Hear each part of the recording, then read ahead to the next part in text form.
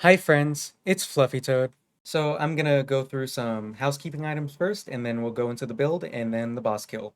First things first, I have a Discord. You should go check that out. That's where I have my builds. There are also some fantastic members of my Discord who are actively helping other people out. So if you ever need anything Valby related, you should definitely join, ask some questions. You'll probably get a response. Next, I just want to thank my friend Battis real quick. He was an architect for the server pretty much.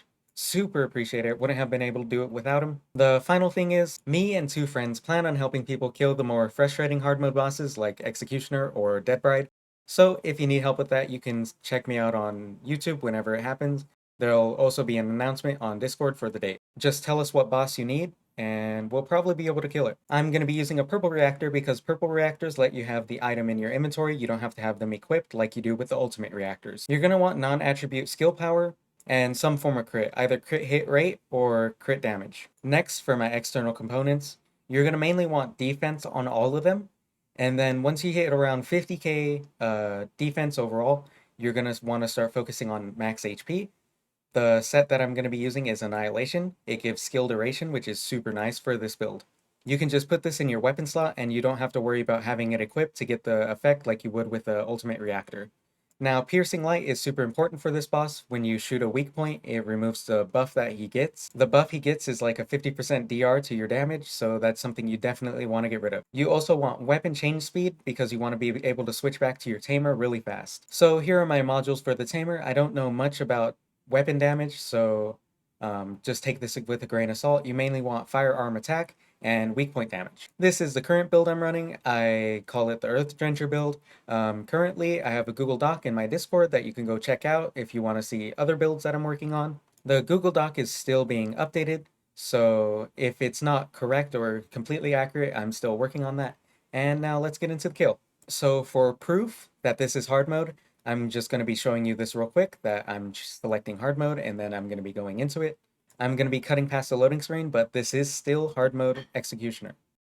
So the very first thing we're going to do is we're going to be running to where the boss spawns.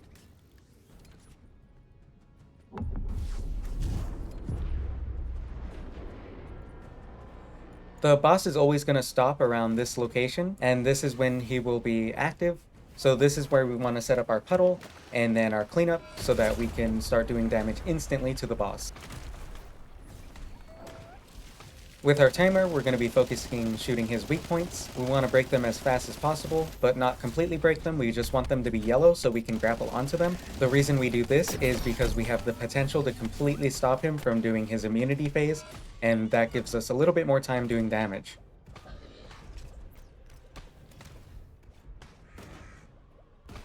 Once he's stunned and I drop to the ground, I'm going to be using my abilities to put my puddles on the ground so that I can be doing a lot of damage to him. Afterwards, I'm just going to be shooting him while staying inside of my puddle so that I get the supply moisture buff. We're going to make sure that we're still hitting his weak points. That's super important to be doing. Right now, I'm aiming at the other shoulder so I can potentially break it for a grapple. Unfortunately, I don't get it in time, so he goes immune. There's not much you can really do in this phase. I don't think you can do enough damage to break his crystal, so just try to take pot shots whenever you can. While he's in this phase, we're always going to be at his feet.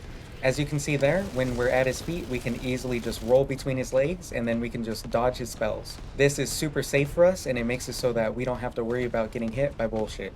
During this part, you want to double jump before you hit the ground so you don't Superman pose. It's super annoying. Or you can grappling hook. Once again, we're trying to get as close to the boss so that we can just roll through his legs. This makes it easier to shoot his back whenever he does one of his frontal abilities, like his sword or his laser beam.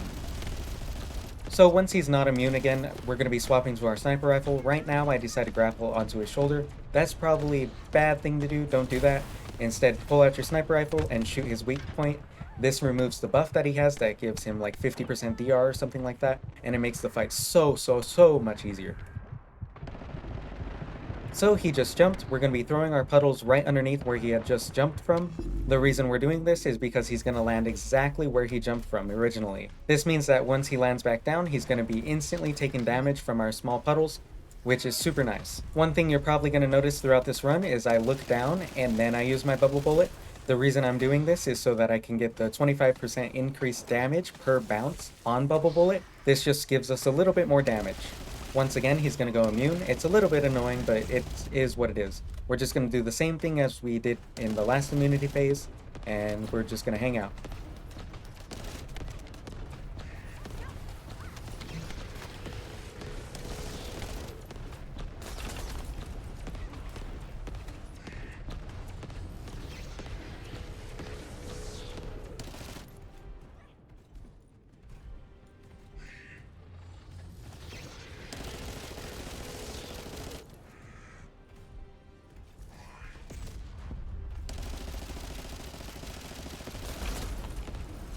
Now that he's out of his immunity, we're going to throw our small puddle down on the ground, make sure that he's standing in it. Remember, we want to stay as close to his feet as possible so we can potentially bait out sword attack. This stops him in his tracks and forces him to stay in top of our puddles. Try to make sure that you're always standing within your puddle so that you can get the supply moisture.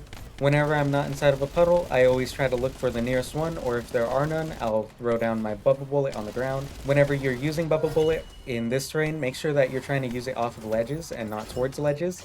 You also want to make sure that there aren't any obstructions, and that's pretty much how you'll beat this boss. So just to look at the end screen really quickly, my firearm damage was only 8 million, but our skill damage was 13 million, which is super good. Alright, that's how you kill this boss. Thanks for watching.